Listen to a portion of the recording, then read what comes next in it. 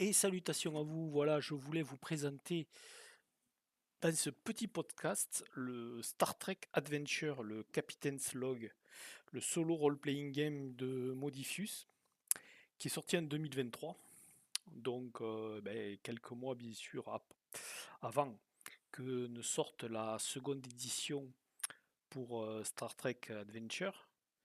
Donc le solo en fait est bon, s'appuie très fortement bien sûr sur Star Trek Adventure, la première édition. Ils ont simplifié beaucoup de choses. En fait, le bouquin pour les jeux solo est tout à fait jouable. Voilà, vous n'avez qu'à voir ce bouquin pour vous immerger dans une aventure solo dans Star Trek Adventure. Il n'y a vraiment besoin d'aucun bouquin de plus. Ça, je trouve ça quand même relativement bien fait. Il est copieusement épais quand même, hein. Il fait 300 pages. Il est en format A5 et il compte quand même de nombreux chapitres. Donc il y a bien sûr, bon, qu'est-ce que c'est Star Trek, hein, pour ceux qui ne connaîtraient pas.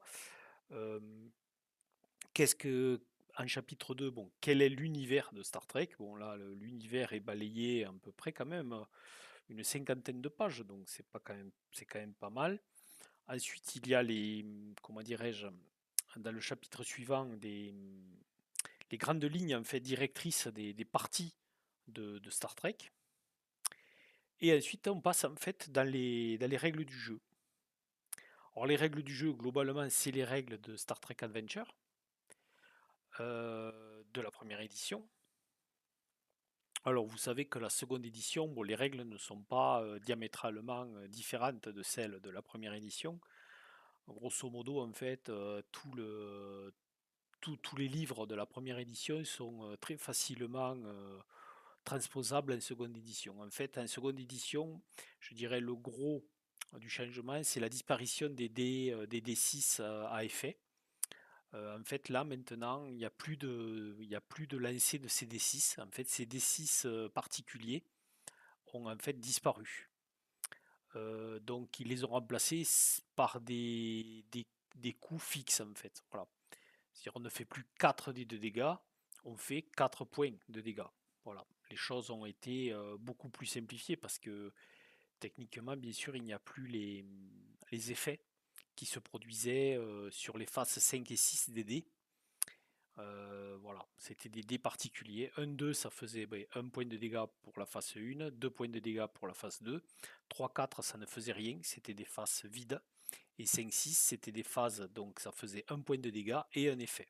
Voilà. Et en fonction, bien sûr, des armes que vous aviez, soit de votre vaisseau, soit sur vous, vous aviez des effets différents. Voilà. Et aussi, ces dés vous permettaient en fait d'être utilisés. Ces dés étaient aussi utilisés pour les talents des personnages, car certains talents, on demandait en fait de lancer un dé 6, donc, et pour voir en fait le résultat qui pouvait justement déterminer des gains d'impulsion, voilà, ou des gains malheureux de menaces pour le maître de jeu.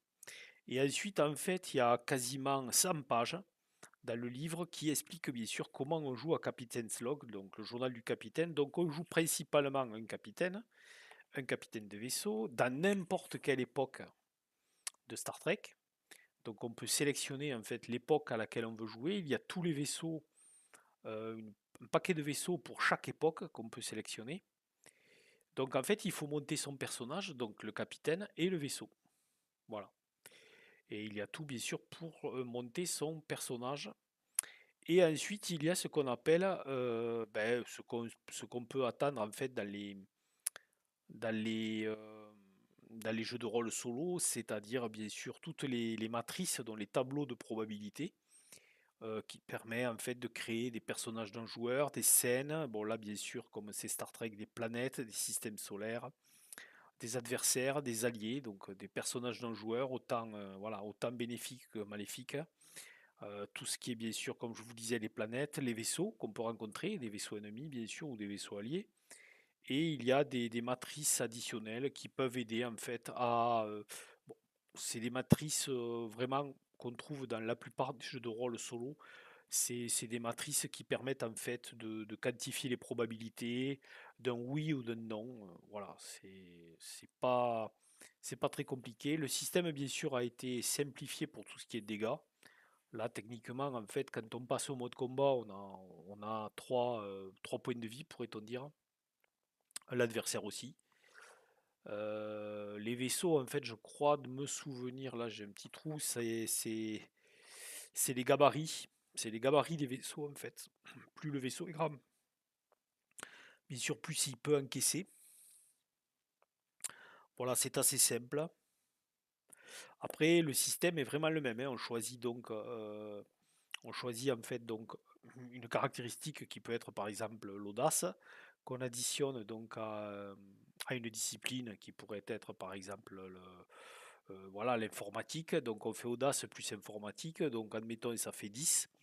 Voilà, il faut faire 10 ou moins avec 2 des 20 pour réussir son action.